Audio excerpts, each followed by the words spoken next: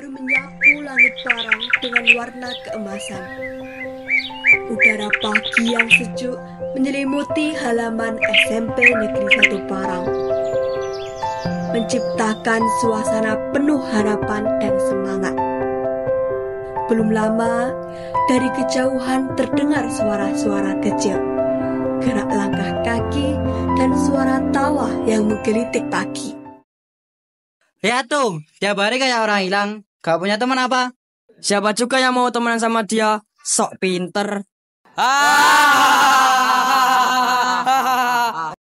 Apa sih kalian? Alia pun muncul, langsung berdiri di antara Lala dan mereka. Kalian pikir apa yang kalian lakukan itu keren? Menghina teman sendiri? Ki Hajar Dewantara pernah mengajarkan ing ngarsa sung tulodo, ing madya mangun karsa, tuturi handayani. Di depan kita harus memberi teladan, di tengah kita harus membangun semangat, dan di belakang kita harus memberi dorongan, bukan malah menjatuhkan dan merendahkan teman. Kalau kalian mengaku sebagai pelajar sejati, tunjukkan dengan sikap saling menghormati, bukan dengan menyakiti. Karena hari ini kita akan belajar bukan hanya dari buku, tapi juga dari sosok yang mengajarkan kita makna pendidikan sejati.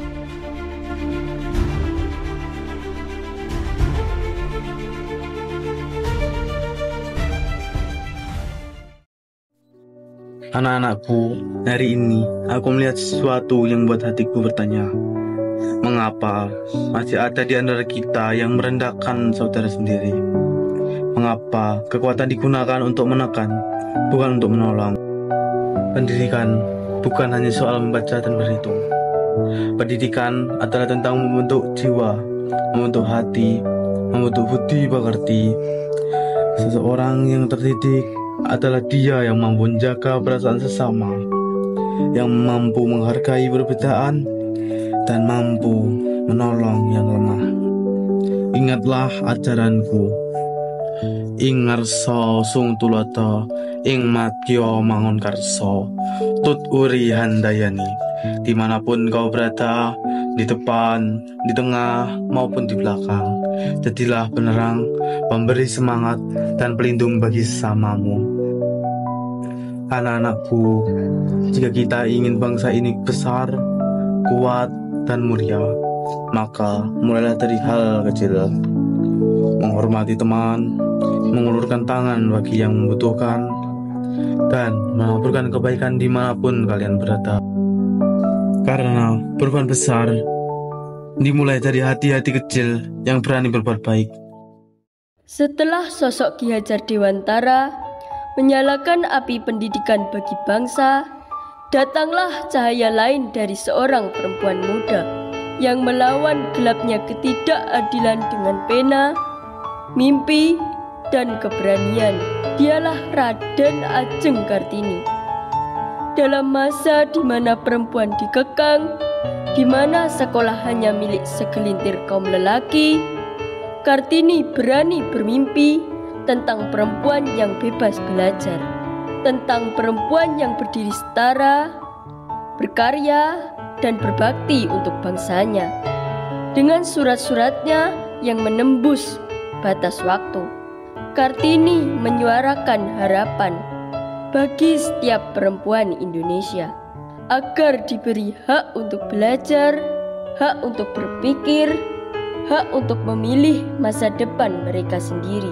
Kini, jejak langkahnya tidak hanya tercatat dalam sejarah, tetapi hidup dalam semangat kita semua, semangat untuk membangun bangsa tanpa meninggalkan siapapun di belakang.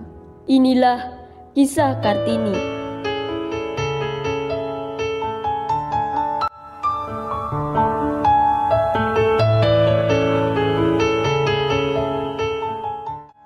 Saudaraku, perempuan-perempuan bangsaku, aku bukan siapa-siapa.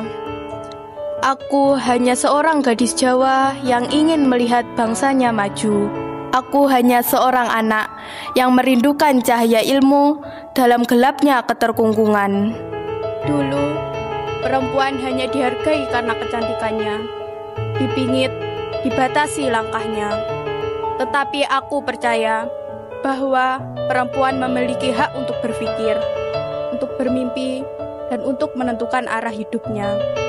Bukan untuk melawan adat, tapi untuk membuka mata dan hati, bahwa perempuan pun manusia seutuhnya. Aku menulis, karena itu satu-satunya senjataku. Aku menulis surat kepada dunia, agar suara perempuan tak tenggelam dalam diam. Perjuangan ini belum selesai. Masih banyak perempuan yang harus diberi ruang, didengar suaranya, dan diberi kesempatan. Maka kalianlah harapanku, para perempuan muda penerus bangsa. Belajarlah setinggi langit, jangan biarkan dirimu dikekang oleh batas yang diciptakan oleh ketakutan dan ketidaktahuan. Bukan karena kalian ingin menjadi lebih tinggi dari siapapun, tapi karena kalian berhak untuk berdiri sejajar, dengan kepala tegak, hati kuat, dan pikiran yang merdeka. Perempuan Indonesia, jadilah cahaya, karena dari tanganmulah masa depan bangsa dibentuk. Setelah kita menyelami perjuangan para pahlawan bangsa, dari Ki Hajar Dewantara yang menyalakan obor pendidikan, hingga Kartini yang mengangkat suara perempuan ke langit harapan, kita diajak sejenak merenung.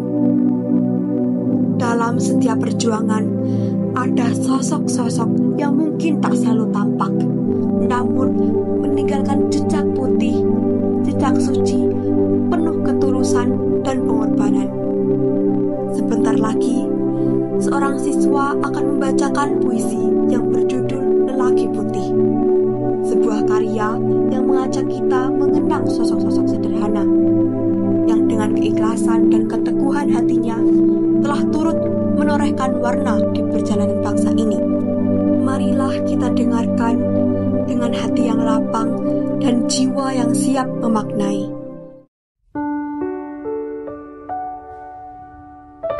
Lelaki Putih, Gurun Desa. Lelaki putih, langkahnya bagi laut mengintai senja. Tak berisik, namun dalam diamnya dunia, seperti menunggu kata.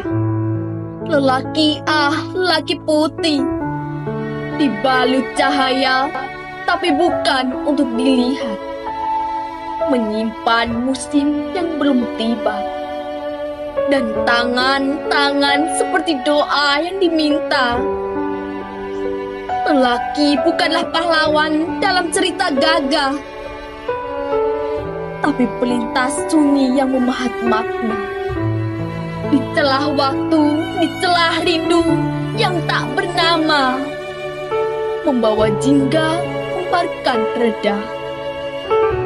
Lelaki putih, bukan untuk dimiliki, hanya untuk dimaknai. Seperti hujan, kapan tak tahu berhenti, atau pagi yang tak pernah meminta puji. Lelaki putih datang tak berdendang, walau riuh tetabuhan membelah awu. Langkahnya senyap seperti janji di antara bintang, tak tercatat tapi terasa dalam ingatan. Bayangannya menjinggal di ujung senja, di mana rindu, doa, dan dendam sama-sama bersiul. Lelaki putih tak tersenyum pada gema yang memuja, hanya terus mencari makna dan meniti waktu kalau ada yang lupa. Lelaki putih berahasia dalam wajah, mata menatap tapi tak menyapa, karena dalam genggamnya 1000 cerita yang akan terhempar bila tiba masa. Lelaki putih pelipur lara, banyak luka yang dia bawa agar tak pergi kemana. Meraut jalan untuk menatap rembulan yang tersekat antara percaya dan kecewa. Lelaki putih, lelaki putih.